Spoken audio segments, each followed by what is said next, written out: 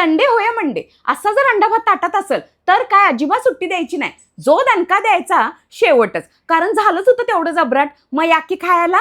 आणि कसं बनवायचं चला की बघूया. तर सगळ्यात आधी बासमती राईस स्वच्छ धुवून घ्या. आता एका पॅनमध्ये तेल तापल्यानंतर सगळी अशी अंडी आणि बटाटे फ्राय करायचं आणि साईडला ठेवायचं. आता एका टोपामध्ये तेल तापल्यानंतर टप्प्याटप्प्यानं मी दाखले तेवढे सगळे खडे मसाले, तमालपत्र, हिरवी मिरची आणि कांदा असं परतून घ्यायचा. आता ह्याच्यातच आलं लसणाची पेस्ट, टोमॅटो घालून सगळं असं चांगलं उलटपालट करून घ्या.